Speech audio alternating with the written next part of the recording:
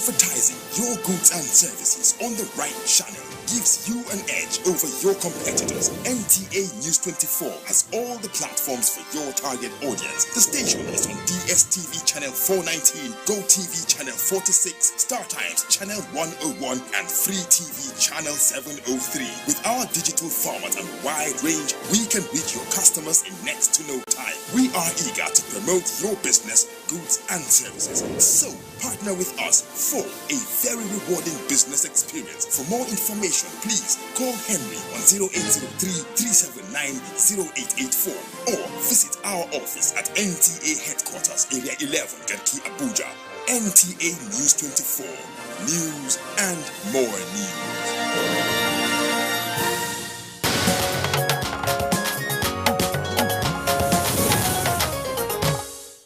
All right, welcome back. And it's still Good Morning Nigeria live on the network service of the Nigerian Television Authority. As we indicated, this third topic for conversation this morning, and we're taking a look by taking stock of the fight against insurgency in the past 4 years. We actually have 4 guests with us in the studios, and so we hope to do justice to the subject matter in the remainder of the time that we have for the rest of the program. First, let's welcome Colonel Onyema Nwachukwu.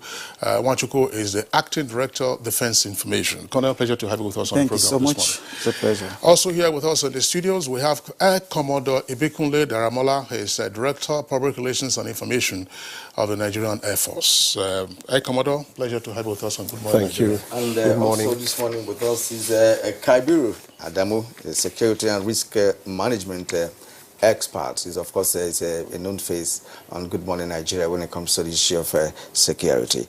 And Dr. Mohammed Bulama, the Commissioner of Information and Culture, Borno State, is also with us this morning. He's joining us from Mediguri Network Center. Good morning and welcome to the program, Mohammed Bulama. Good morning. Thank you very much. All right, gentlemen, let's begin with Kabiru Adamu. As my colleague Kirian said, Kabiru is a regular guest on Good Morning Nigeria, and of course has spent quite some time in the Northeast, particularly in and around the Maiduguri area and other action locations. Kabiru, looking back, 2015, are we where we used to be with regard to the fight against insurgency? No. Remarkable improvements have been recorded. The most significant one is the absence of territorial dominance and control by any of the insurgent groups that are active in the Northeast. Just before this government came into power, almost about 27 local governments across the Northeast were under their control. By that, I mean they were administering them. Just like a local government or a state government would administer a state, they will be collecting taxes, running them according to their political systems. But currently, nothing like that exists. However, there are about 12 local governments in Borno State presently where there are wards that are inaccessible. By inaccessible, I mean there is a cat and mouse game between the military and the insurgent groups. Currently, the most significant one is Baga, which is on the fringes of Lake Chad Basin, where unfortunately we have the presence of especially the Islamic State in West Africa province. If you go to these wards that I'm talking about, you would see markings on structures that would indicate that there is some presence of at least the Islamic State in West Africa province or the other group called Jamaat al-Alsan al Dawat wal-Jihad. So significant progress have been made in that regard. Okay, thank you, Kabiru Adamu.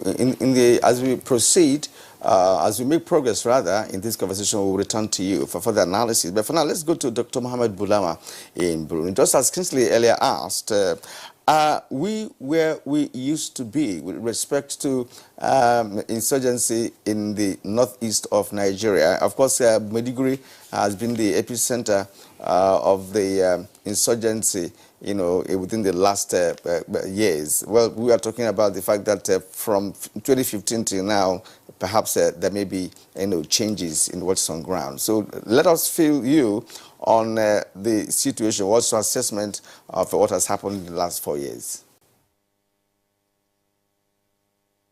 Thank you very much once again. I will be the first to admit that there are indeed problems. We have had or experienced some resurgence of the insurgency in the recent past. There's no question about that. However, like my brother Malan Kabir said, I think that no sane person can deny that we have had remarkable improvements in the security situation in the Northeast. At least I can speak for my state, Borno. 4 years ago, we didn't even have a functional airport. There were no flights out of Maiduguri because of the crisis of the insurgency. There were local governments that were totally inaccessible, many of them fully under the control of the Boko Haram. We could not ply these roads. The only access road into Maiduguri was the Kano Maiduguri road. And there were litanies of problems indeed. Even Maiduguri, the state capital, was barely safe enough for people to live in. And so in these 4 years, we have experienced a lot of changes. We have seen a situation where the bulk of the IDPs who were resident in Maiduguri, because at the height of the crisis, there were over 2 million people who poured into the state capital, Maiduguri, from the local government areas. Most of whom were living in the host communities, but a substantial number of which were also living in the IDP camps. Many of these camps have been closed down today, and the people have been taken back home to their ancestral local government areas, and we could only do that because of the improvement in the security situation, thanks to the efforts of our the federal government and the armed forces of Nigeria. But like I said at the beginning, that is not to suggest by any means or by any way that there are no challenges. We do have challenges. We do have, like Kabiru said again, in places in northern Borno in particular, where wards and in some cases even most of the local government areas like Abadam local government, for instance, Marte local government, these are local governments that we still having problems with. But I think generally speaking, there's no question that we have had a lot of improvement, and that is why we've been able to develop, the state government had the enabling environment to embark on developmental projects in Maiduguri and rebuilding of communities that were hitherto destroyed by Boko Haram. So if you go to places like Bama today, if you go to Goza, if you go to Dambua, you will see a lot of things on ground to suggest that there has been a significant improvement in the security situation. But certainly it is not yet Uhuru. All right. Mohammed Bulama, thank you very much. We'll return to you in the course of this conversation. And just carry on, by the way, there is a clock behind him there. That clock is from Maiduguri. Our viewers shouldn't mind that the clock is reading 10 a.m. There's something wrong with the batteries. I'm sure we'll work on the batteries subsequently. All right, now let's come to our guests in the studios, Colonel Luwachuku and, of course, Air Commodore Daramola. First, from the Defense Acting Director of Information. The stories indicated by our two other guests will show that there's been some improvement, remarkable improvement in the situation that we had 4 years ago versus what we're having now. And it should be fairly obvious that that has come at great cost in terms of men and material, plus the exertions by the military. How has this come about? That's to say the improved situation.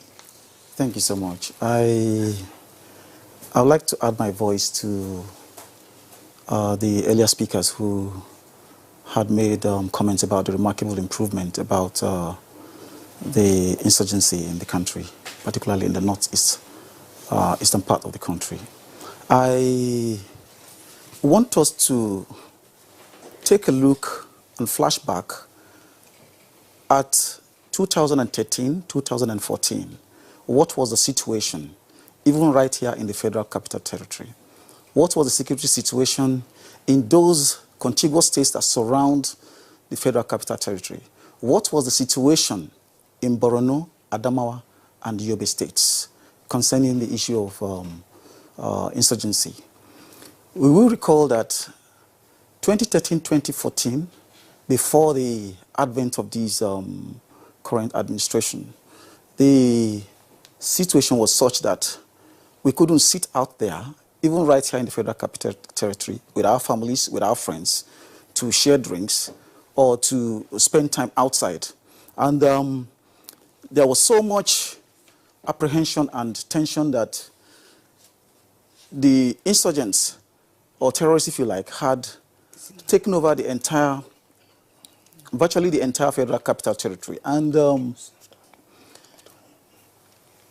public places were a difficult place to go. And today, what it looks like is that we can sit out there, share drinks with our friends. Our troops were able to push them out of the Federal Capital Territory, push them out of Borno State, push them out of the contiguous states around Borno States, speaking about Adamawa and Yobe states, and push them to the fringes of the Lake Chad region in northern Borno. I also recall that 2013-2014, Boko Haram insurgents were taking territories and administering them, just like one of the earlier speakers had mentioned.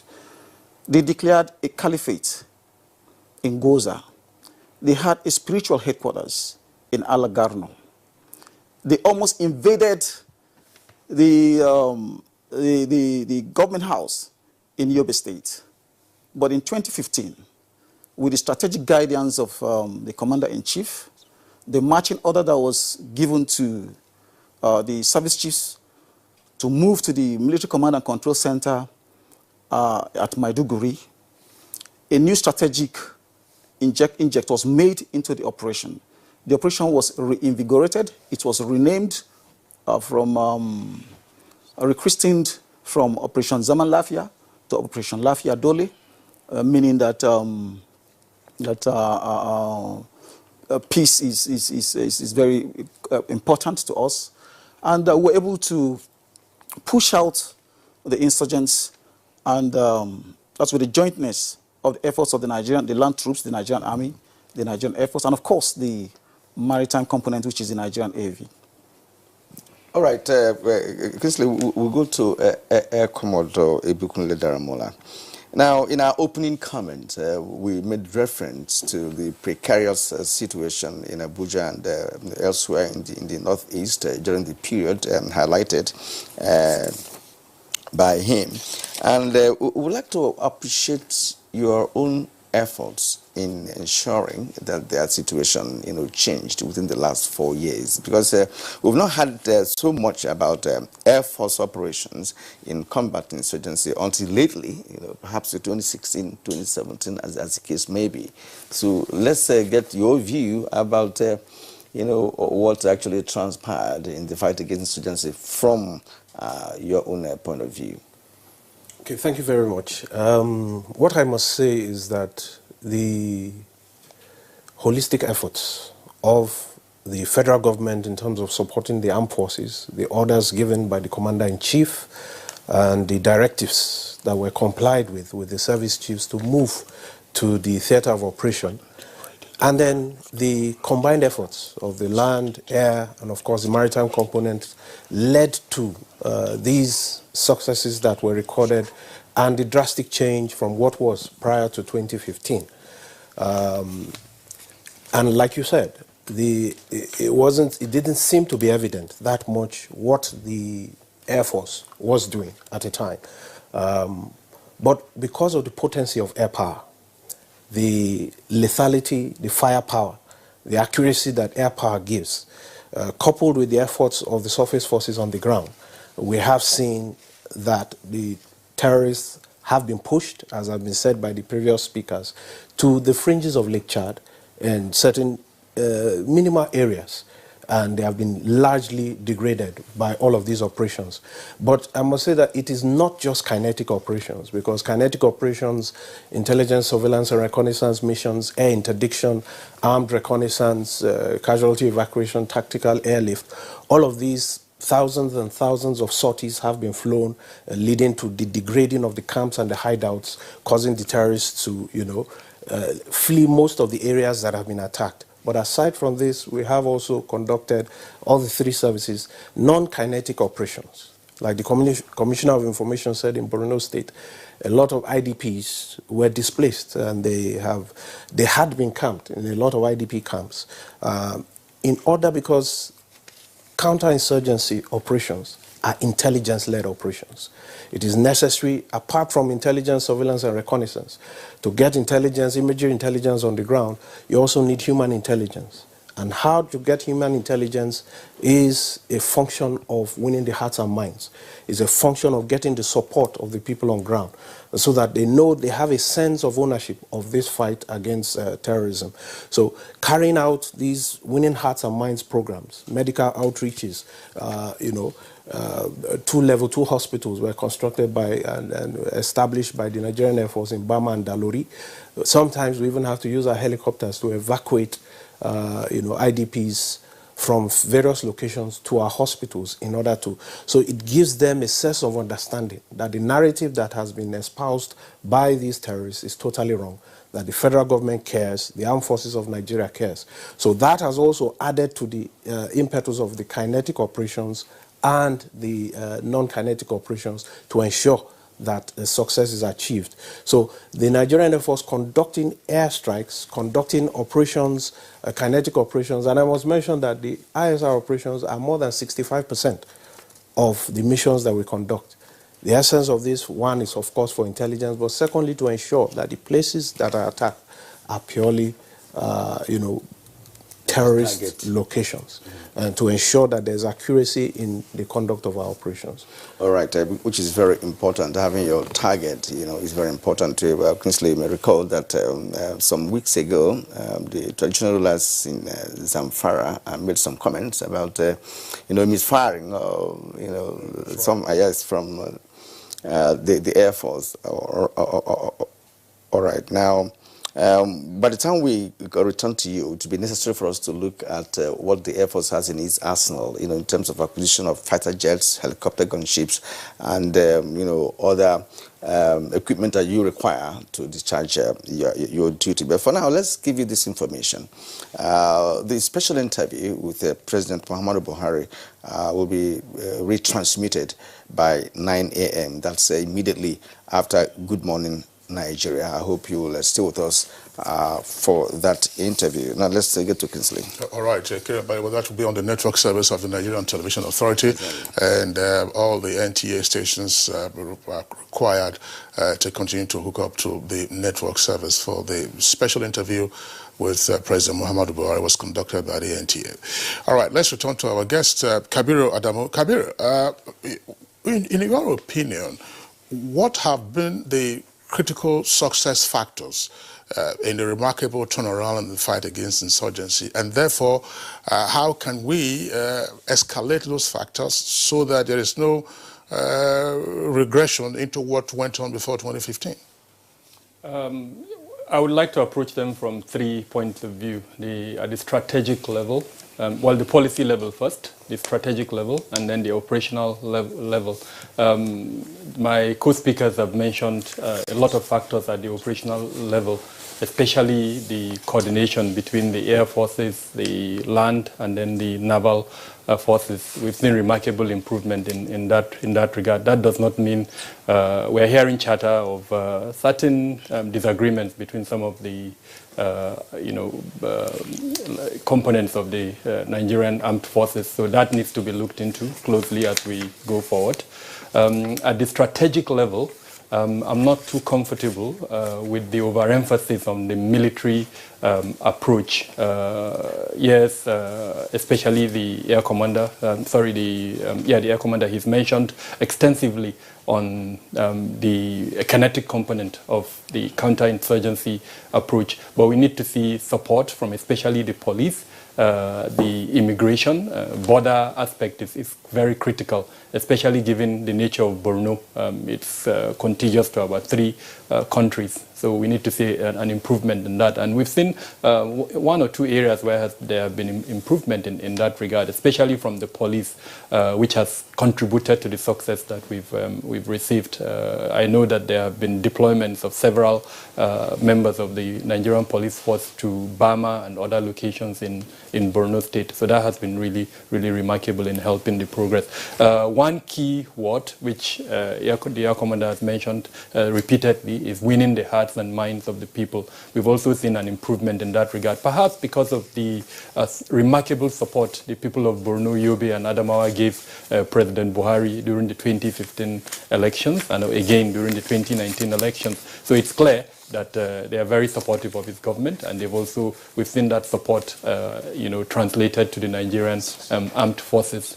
However, in recent times, we're a bit concerned with some of the successes, I would quote and unquote, by especially the Islamic State in West Africa province, where it has overrun some military formations, especially in northern Borno, and unfortunately has been able to take control of some of the weapons that hitherto was in the hands of our military.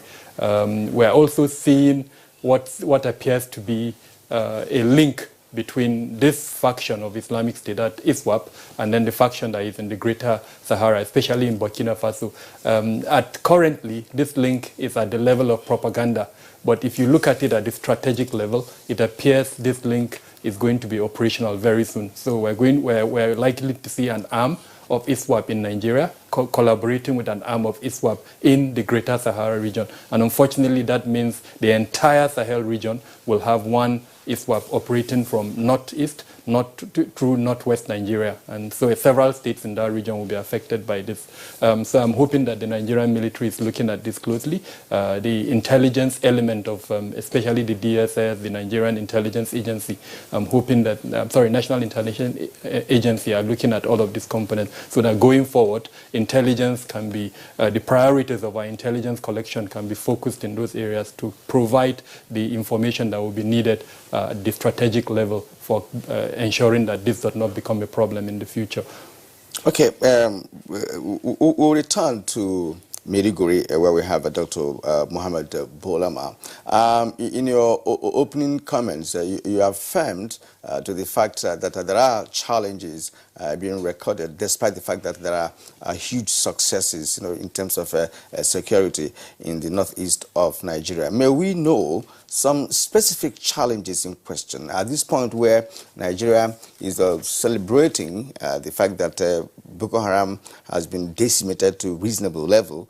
What are those challenges, and how, in your opinion, could those challenges be addressed?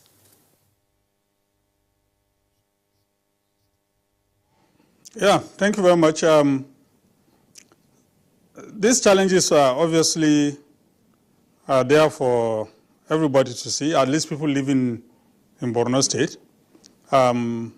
Like I said at the beginning, we have experienced some resurgence, of the insurgency. And so we have found ourselves in a situation where the insurgents have been able to carry out attacks here and there in the state. Many examples abound. Recently, they attacked a community in Askira local government. They attacked Gubio town, Magumeri town, Gajiganna. Just to mention a few of the towns and communities where attacks have taken place of recent. And some of the roads that lead in and out of Maiduguri are still inaccessible, largely so. Maiduguri Biu Road, for instance, this road was reopened sometime, I think, in 2016. Hitherto it was completely inaccessible. And some human activity do take place, especially with the protection of the military. But even along that road, we find a situation where attacks are mounted by the insurgents from time to time. Bama, Maiduguri, you don't need any escort to go, but Even then, there are some dangers involved. The same for Maiduguri-Ngala Road, which perhaps is definitely one of the most important roads in this country because it leads, it's the gateway to some part of West Africa and especially to East and Central Africa. A very, very critical road.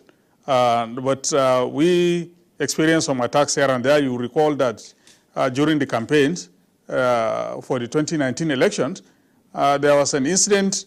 The governor's convoy was involved in an incident with the Boko Haram while the governor was trying to go to Gamborungala, a border town, to campaign.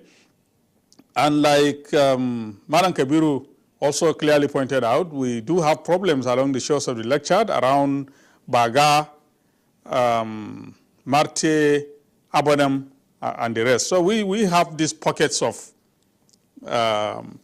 areas where the insurgents have been active. But there's no question about them enjoying any territorial dominance or control over the space of Borno State.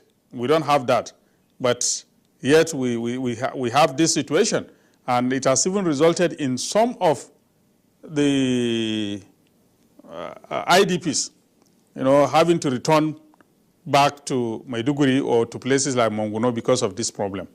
So I think that we need to focus on that and deal with it. The general overall picture is that there has been a very significant improvement in the situation, but especially of late, we're having some problems here and there.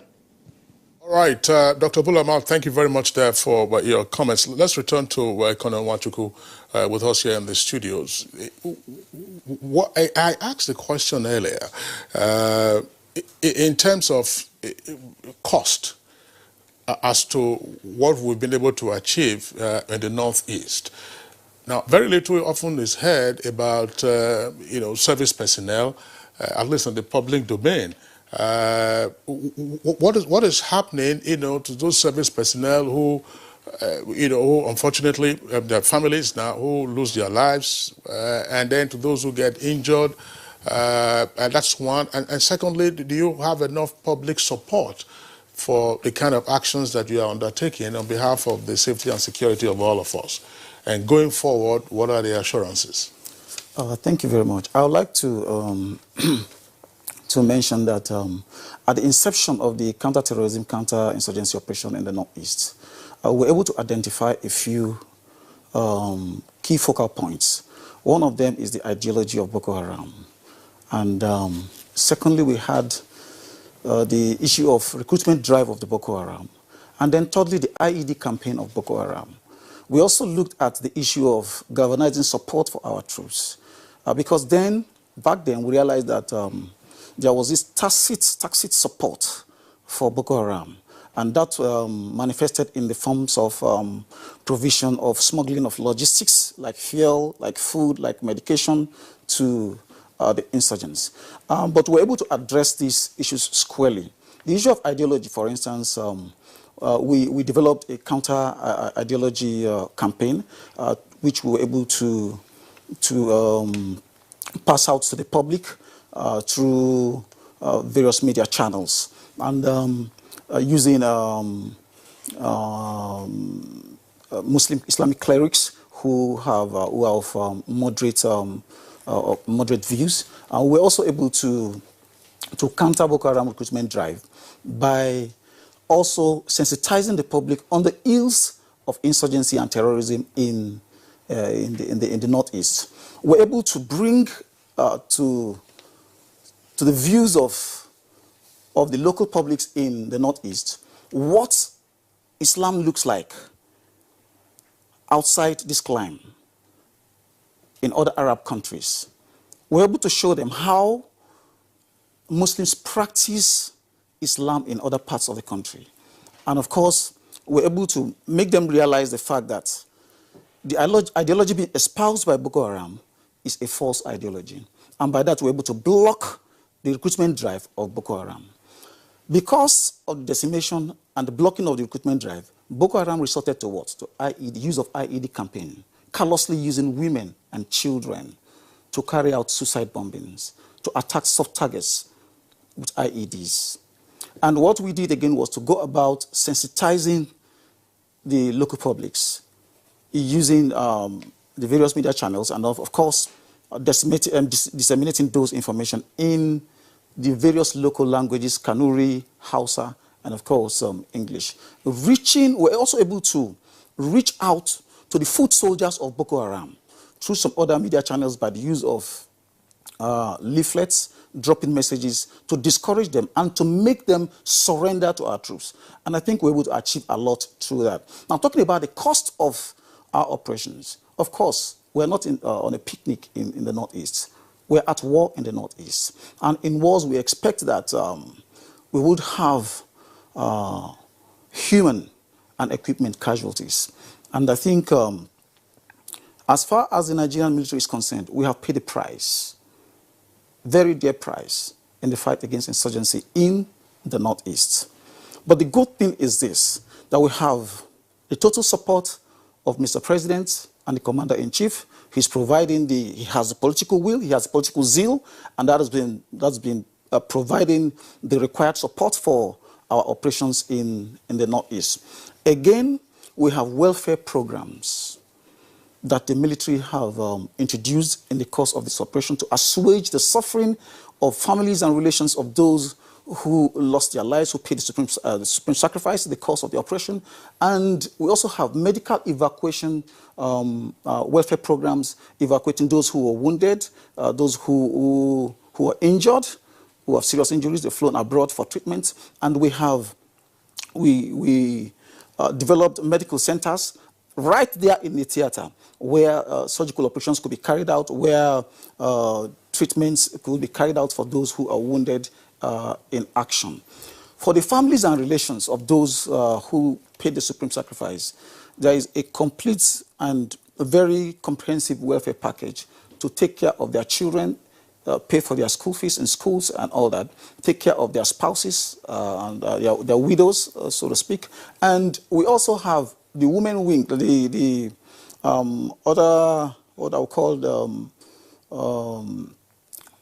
the Defense and Police Officers' Wives Association, Nigerian Army Officers' Wives Association, Nigerian Air Force Wives Association, and of course the Nigerian Navy Wives Associations, who cater for, aside what we are doing as a military, who outside what we do, cater for the families, yes, empower them in ensuring that they have a means of livelihood. Thank you. Time is not on our side at this moment, but let's return to Daramola once more. And I'm going to ask you to speak to the issue of the synergy between the army, the police, the Navy, the Air Force. Of course, we've not had any amphibious approach to this fight against insurgency. We've not had any yet from the Navy. So, what is the synergy like? There has been complaint about, the possibility of not having, a united action among the forces, that are fighting the insurgency. So, what is the relationship? Well, I want to disabuse the minds of anyone who has such an impression, because there is no way we could have conducted the operations in the Northeast without adequate joint planning and joint execution of operations. If not, we would have been talking about blue-on-blue fratricide. There would have been attacks on own forces without proper coordination. So the operations in the Northeast, the counterinsurgency operations in the Northeast, are being conducted jointly. And in this case now, even with the multinational joint task force, with the late Chad Basin countries operating, we're operating with Niger Republic, with Cameroon, with Chad, and Nigeria, conducting Operation Yanchin Tafki. So the air forces and the surface forces of these 4 countries are operating together to deal with the insurgents within the Lake Chad, the fringes of Lake Chad. So in terms of coordination between the Air Force, the Army, the police, and even certain other elements, there is a considerable level of synergy that has ensured that the success that we have achieved today remains. I also want to mention, because you talked about acquisition of new platforms, what we have enjoyed as a result of the immense support from the federal government, is that the Nigerian Air Force has acquired 18 new platforms since 2015 till now. Apart from the 15 or so that have been reactivated, that has brought an immense boost. That has made it possible that we've been able to conduct up to 20,000 flying hours within this past 4 years. Now, the new platforms, for instance, the 10 Super Mushak aircraft, people don't realize that flying those number of hours requires crew rotation. And therefore, you must generate a large number of pilots to be able to have enough to carry out these sorties. So those 10 Super Mushak have made it possible to increase training by over 700%. And so we have a large number of young pilots coming out from there. And then the 4 Mi-35M attack helicopters have added impetus to close air support operations. We have 2 what about Busa 109. necessary training for the pilot to be able to man the aircraft? That is the training we're talking about. The 10 Super Mushak are to produce those pilots. 92 pilots have been winged within the last 4 years alone. That is unprecedented. And then there is recurrency training going on constantly. So the level of pilot capacity that we have now in the Nigerian Air Force, we've not had this since the early 80s. All right. Thank you very much, Air Commodore Ibikunle Daramola, Director of Public Relations and Information of the Nigerian Air Force. We wish you and your men and officers the very best in the ongoing counterinsurgency efforts in the Northeast. Our appreciation also to Colonel Onyema Nwachukwu, Acting Director of Defense Information. Thank you for being with us on Good Morning Nigeria. Thank you so much. And of course, thank you also for the sacrifices and best of luck in your continuing operations. Kabir Adamu, a regular face on Good Morning Nigeria, a security and risk management expert. Thank you for being with us on the program. We'll see you sometime. From our Maiduguri studios, we were joined by the Commissioner for Information. I would imagine outgoing Commissioner for Information. Today is your last day in office, by the way, unless, of course, you are reappointed. But thank you very much for being with us on Good Morning Nigeria. Dr. Mohammed Bulama, Commissioner for Information in Borno State. All right. Well, maybe Kingsley wants his job. You want his job? No, but Abuja to Maiduguri is very far. Okay, and that's Good Morning Nigeria for today. We thank you for watching. Please join us again tomorrow when we return with a fresh edition of the Good Morning Show. My name is Kyrian Umayo. And I'm Kingsley.